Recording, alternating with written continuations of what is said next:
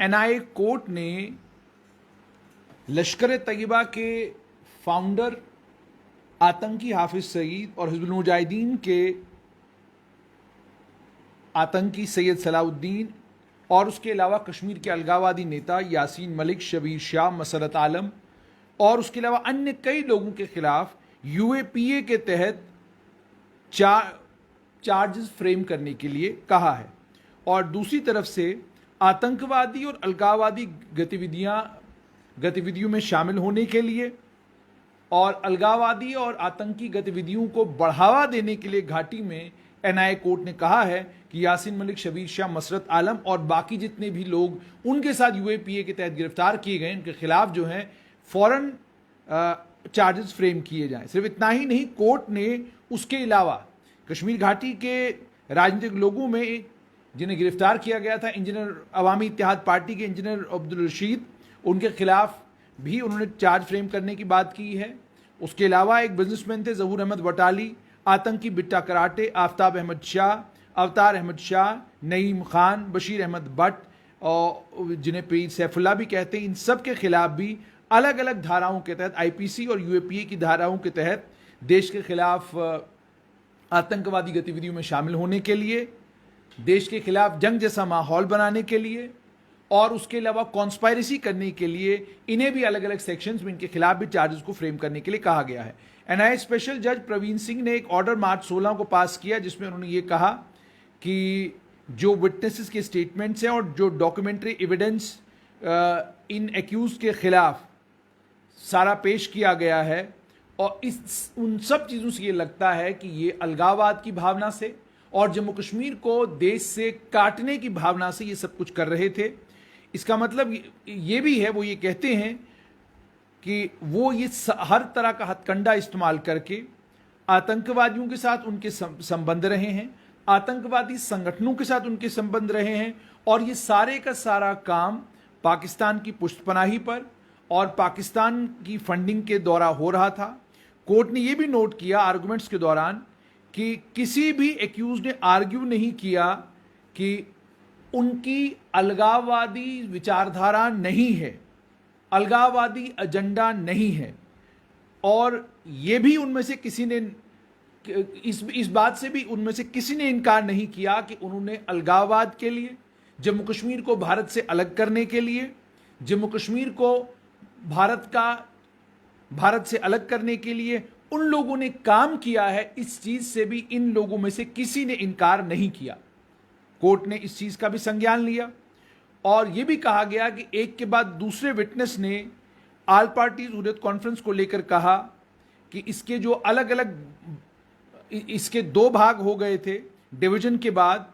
और उसके अलावा इन सब का एक ही मकसद है, वो मकसद है जम्मू कश्मीर को भारत से अलग करना। विटनेस जो सामने जो गवाह आए उन गवाहों ने शबीर शाह, यासीन मलिक, जहूर वटाली, नईम खान, बिट्टा कराटे, इन सब को कनेक्ट किया ऑल पार्टीज हुर्रियत कॉन्फ्रेंस के साथ।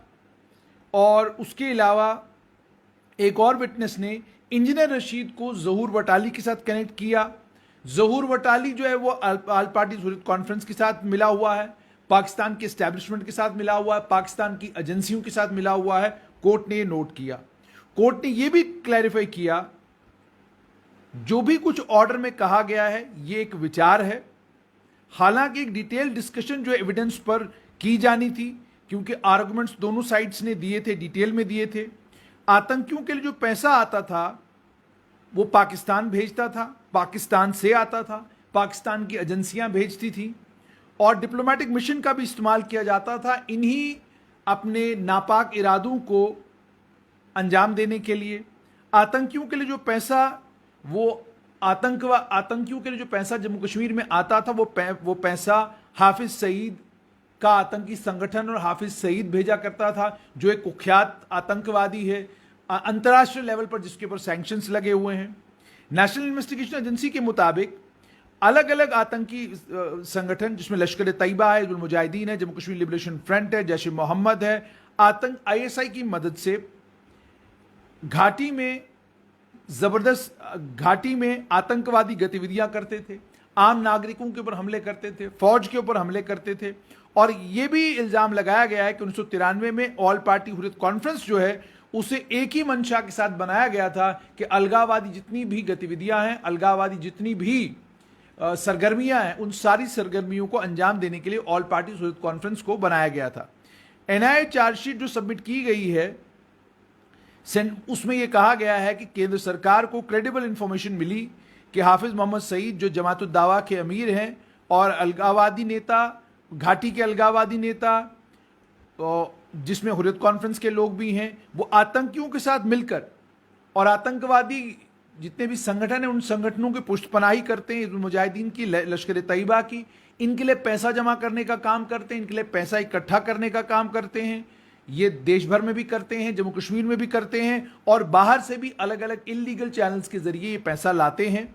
एनआईए ने कोर्ट के सामने ये भी कहा कि ये इन अलगाववादी नेताओं की एक्टिविटीज को फंड करने के लिए पैसा आता था। ये पैसा आतंकवादियों की गतिविधियों को बढ़ाने के लिए आता था। तो इसलिए ये बड़े षड्यंत्र में शामिल हैं, घाटी के अंदर बवाल करने के लिए,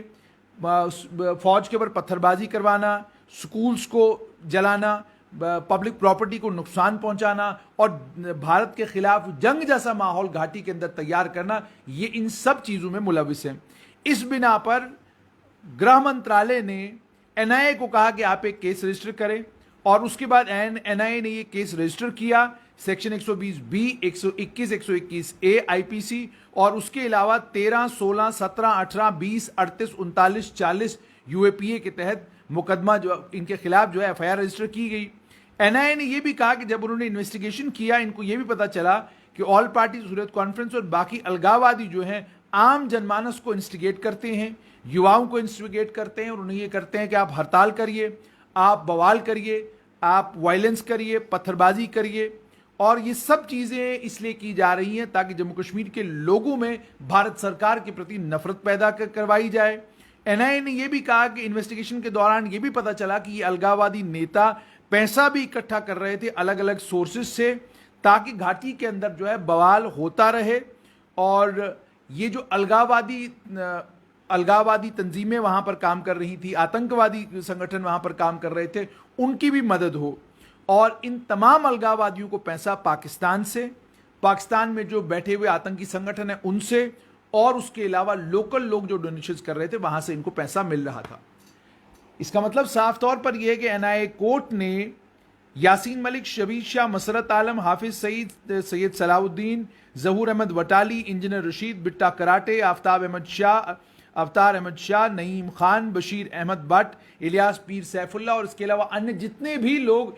जितने भी अलगाववादी नेता यूएपीए के तहत गिरफ्तार किए गए हैं और जिन पर इल्जाम है कि उन्होंने मनी लॉन्ड्रिंग की हुई है, जिन पर इल्जाम है कि इन लोगों ने आतंकवादी और अलगाववादी संगठनों के लिए पैसा इकट्ठा किया है, उन तमाम लोगों के खिलाफ चार्जेस फ्रेम करने के लिए कहा है। चार्जेस इनके खिलाफ फ्रेम होंगे। ऑलरेडी ये तमाम लोग गिरफ्तार हैं और इस समय अलग अलग जेलों में हैं। सवाल यहां पर यह है